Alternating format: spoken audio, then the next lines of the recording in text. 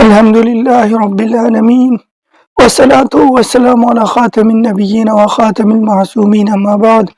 السلام علیکم ورحمۃ اللہ تعالی وبرکاتہ۔ آج ہم ایک بہت اہم اور کم لوگ جاننے والے حدیث پر بات کریں گے جو جہاد اور نیت کی عظمت کو بیان کرتی ہے۔ یہ حدیث شریف اہل سنت کے معتبر مصادر میں موجود ہے اور اس کے ثواب کی حقیقت نہایت عظیم ہے۔ شیخ عبدالحق محدث دہلوی رحمہ اللہ فرماتے ہیں کہ جب آدمی جہاد کے لیے روانہ ہوتا ہے اور کسی وجہ سے واپس لوٹ آتا ہے تب بھی اس کو اللہ تعالیٰ کی نظر میں اجر ملتا ہے، بالکل جیسے حج کا ثواب کبھی کم نہیں ہوتا۔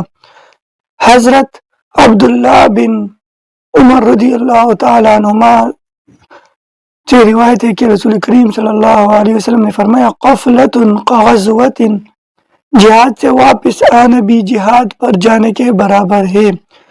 لغوی معنی قفلہ سفر سے واپسی، غزوہ جہاد کے لیے نکلنا۔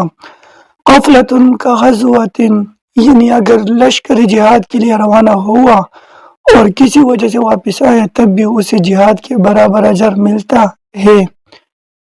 حدیث شریف کی وضاحت، شان ورود اس کا۔ حدیث اس وقت واقع ہوئی جب رسول کریم صلی اللہ علیہ وسلم نے ایک لشکر جہاد کے لیے روانہ کیا، مگر دشمن کی تعداد زیادہ ہونے کی وجہ سے لشکر واپس آ گیا۔ اس پر صحابہ نے سوچا کہ واپسی پر اجر کم ہوگا، مگر نبی کریم صلی اللہ علیہ وسلم نے فرمایا، قفلۃ کغزوہ، یعنی جہاد سے واپسی پر وہی ثواب ملتا ہے۔ مفہوم روایت، اصل مقصد، یہ حدیث شریف ہمیں یہ سکھاتی ہے کہ نیت سب سے بڑی چیز ہے۔ اگر آپ کا ارادہ اللہ کی راہ میں جہاد کا ہے تو چاہے آپ کسی وجہ سے واپس بھی آئے، اللہ تعالیٰ آپ کو اس کا ثواب ضرور دیتا ہے۔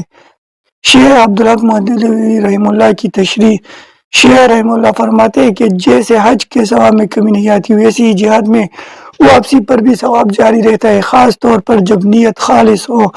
دوستو، اس حدیث شریف سے ہمیں یہ سبق ملتا ہے کہ نیت سب سے بڑی طاقت ہے۔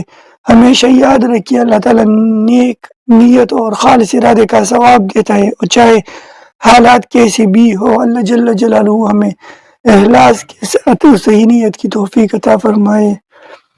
آمین یا رب العالمین۔